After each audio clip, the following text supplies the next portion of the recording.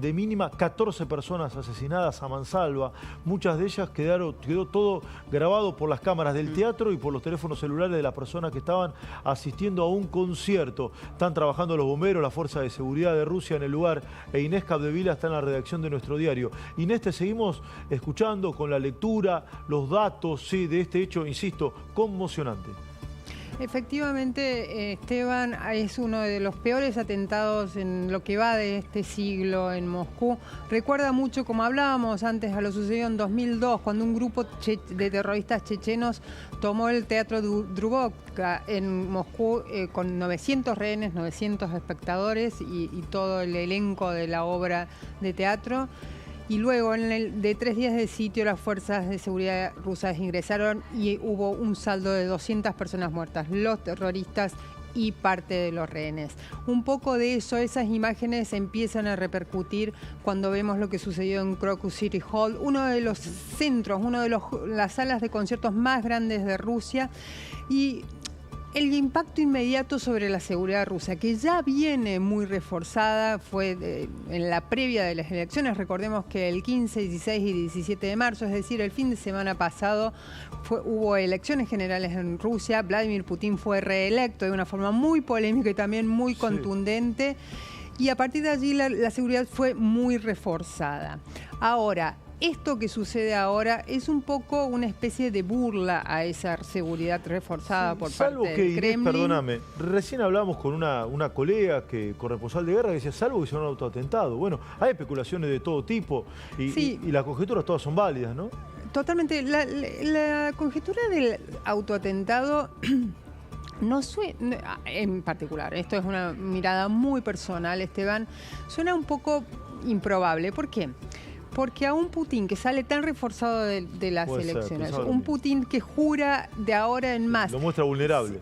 Claro, lo muestra muy vulnerable. Incluso el 19 de marzo, más o menos, es decir, hace unos días después de su reelección, Putin acusó a la embajada norteamericana, que, como decíamos, a principio de mes había llamado a los norteamericanos que viven en Rusia a cuidarse de las grandes manifestaciones públicas, de ir a cines, a conciertos, porque tenían información de inteligencia sobre posibles atentados. Acusó a la embajada de querer desestabilizar Rusia. Eso fue el 19 de marzo. Hoy es 22 de marzo. 3 días después ocurre este atentado. Es decir que es probable que no haya no esté el escenario del autoatentado tan justificado en ese sentido, porque lo hace aparecer vulnerable y sobre todo vulnerable 5 o 6 días después de la elección contundente del fin de semana pasado. Este Putin, que se enfrenta a las consecuencias y el impacto inmediato y luego a mediano plazo del atentado, va a ser un Putin mucho más duro del que llegó al fin de semana pasado. Es probable que veamos, ya estamos viendo en este momento toda la seguridad, sobre todo en las grandes ciudades. En San Petersburgo en este momento están evacuando todos los shoppings, los aeropuertos, las centrales, las estaciones de trenes y de ómnibus. Todas las reuniones masivas de personas están siendo disgregadas.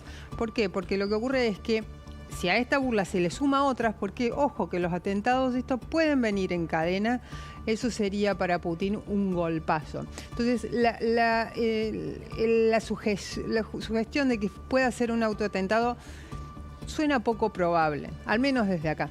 Sí, ahora, nos llama mucho la atención personas, si bien tienen el rostro cubierto, que se dejan filmar. Porque en este lugar, que obviamente esto debe haber tenido una inteligencia previa y organización de semanas o meses. De saber cuántas personas iban a ir al lugar, solamente todo, eso, ¿no? Están las cámaras. Exacto. Todo este lugar está lleno, repleto de cámaras. Es la zona más concurrida, decían.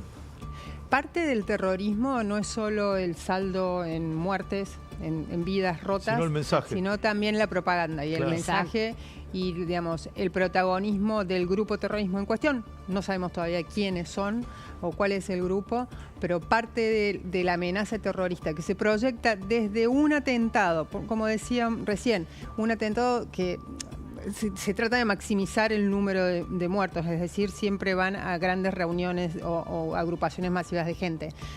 es la muerte y la propaganda. Esas dos cosas van de la mano, sobre todo en el terrorismo islámico. Ahora, Inés, leía yo hace un rato que hace 2 semanas desde Estados Unidos y desde Gran Bretaña le informaron a Putin que esto podía llegar a pasar. Exacto, sí, eso fue, el alerta de la embajada norteamericana fundamentalmente, pero como digamos que Estados Unidos y Rusia no están en las mejores relaciones, es tal vez el peor momento desde el fin de la Guerra Fría entre las relaciones de Washington y Moscú.